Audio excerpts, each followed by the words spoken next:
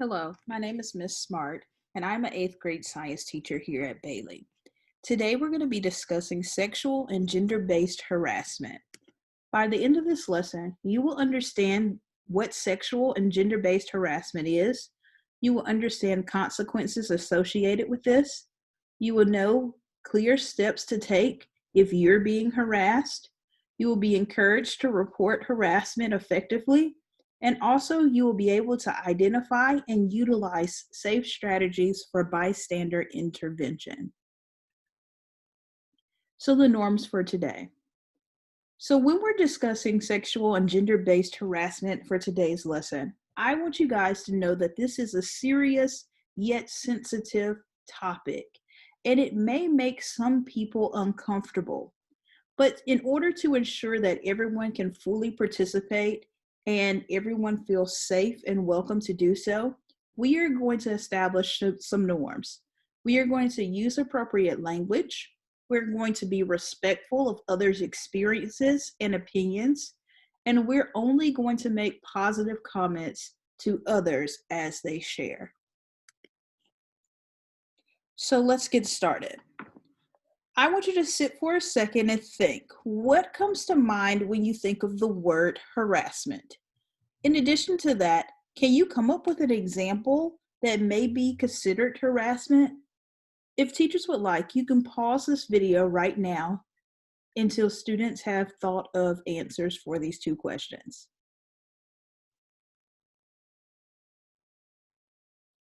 Okay, so the definition of harassment is to repeatedly tease, bother, or annoy someone. These actions are unwanted and unwelcome.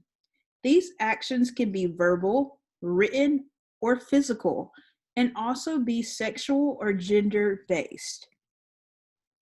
So what's the difference between gender-based harassment and sexual harassment?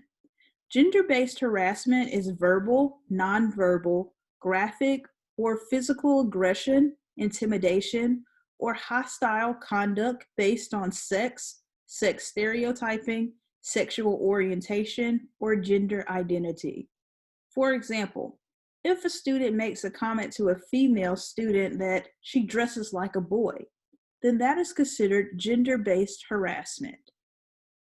Sexual harassment is unwelcome sexual advances, requests for sexual favors, and other verbal and physical conduct in the sexual nature.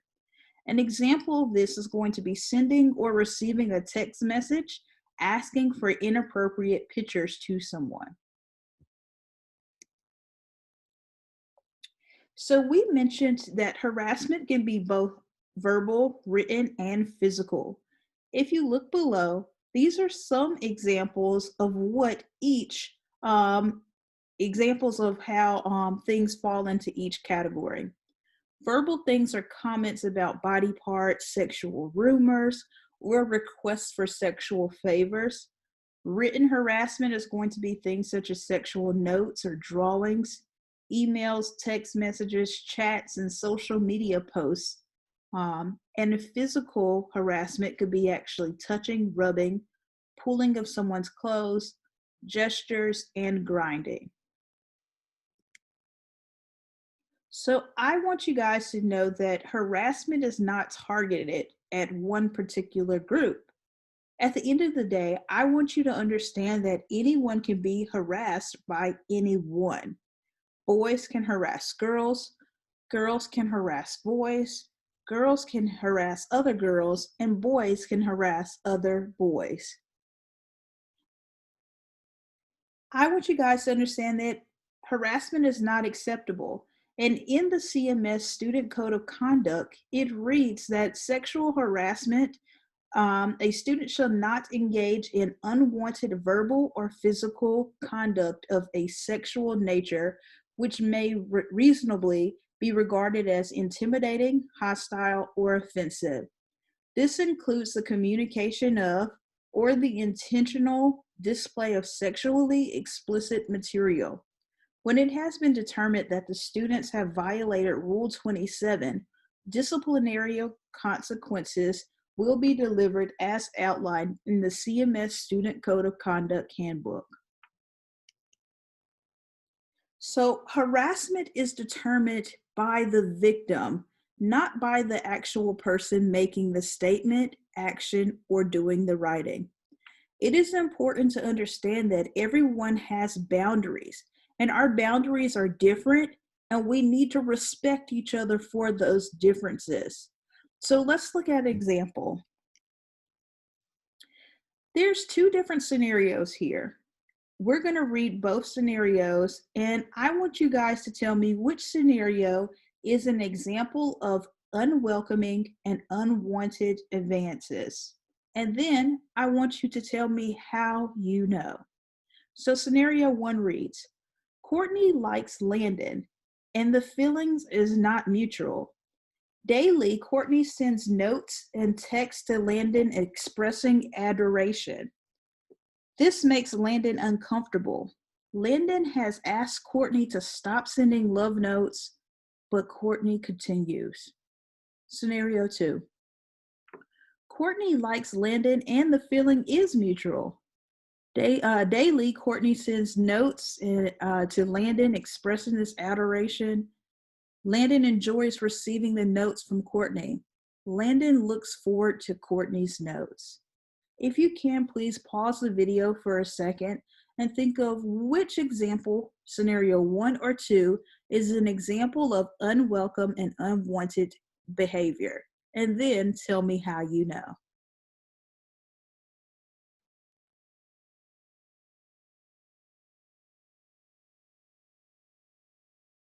All right, great. So the answer is that scenario 1 is the example of unwelcome and unwanted behavior. If Landon is expressing that he does not want these notes to be received and she is still persistent on giving those, then that is unwelcoming. Therefore, it could fall into the harassment category. So what are the appropriate steps if you or someone else is being harassed? The first thing you need to do is to tell the person to stop. Stop that unwanted behavior.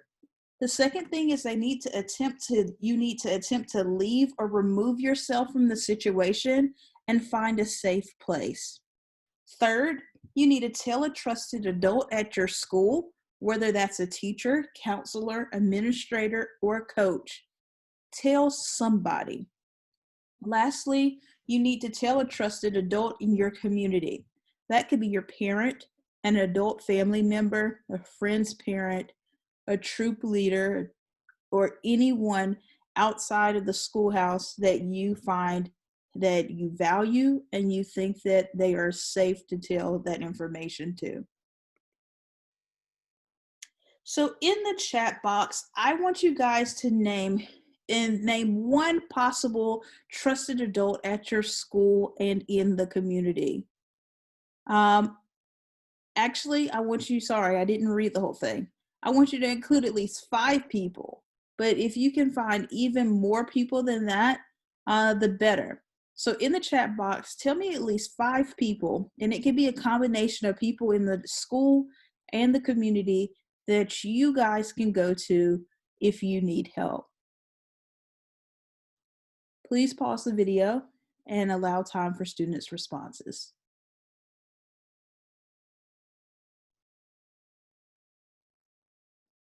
Awesome job, guys. I'm glad to see that so many of you guys know at least a few people that you can confide in.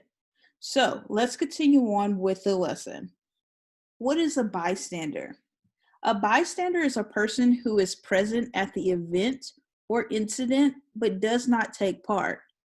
And why is it important to report for a peer if you actually witness harassment? So when you're a bystander, it's important for you to know that by doing nothing, you're sending the message to the person who is the harasser that their behavior is acceptable. The peer who's being harassed might be uncomfortable with reporting that harassment. And you, the bystander, can report what you've witnessed to a trusted adult and help a peer in need. You can play a critical part in eliminating the harassment behaviors that take place in your school, in your community. So, how do you become an ally? First, you need to acknowledge that the situation occurred. Second, you need to help the person leave or remove themselves from the situation and find a safe place. Third, you need to encourage that person to tell a trusted adult. If they don't, then it's then your responsibility to tell a trusted adult. At the end of the day, we have to make sure that people who are being harassed get the help that they deserve.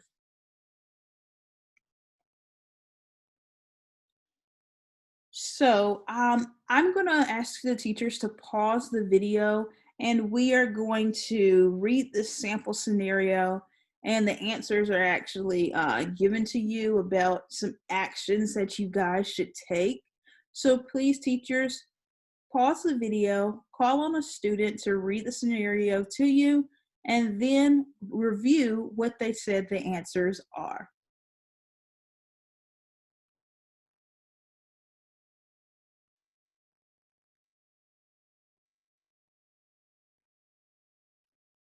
Perfect job. So let's review what we've learned. We've learned that the term for harassment is going to be to repeatedly tease, bother, or annoy someone. These actions are unwanted and unwelcome. Gender based harassment is going to be the verbal, nonverbal, graphic, or physical aggression, intimidation, or hostile conduct based on sex, sex stereotyping, sexual orientation, or gender identity. Sexual harassment is going to be the unwelcome sexual advances, requests for sexual favors, and other verbal or physical conduct of a sexual nature. If you're being harassed, there are some steps that we want you to take. The first thing is to tell the person to stop with that unwanted behavior. Second, I need you to remove yourself from the situation and find a safe place. Third, tell a trusted adult at your school, regardless of if it's a teacher, a counselor, an administrator, a coach. Fourth, tell an adult in your community. That can be a parent, a family member, a friend's parent, a troop leader, a church member, anyone who you could confide in. So reach out to a trusted adult and take action if you have a serious personal concern or a concern for a peer. And that concludes our lessons on sexual harassment and gender-based harassment. Thank you guys for being such a great audience. And remember, harassment is not acceptable.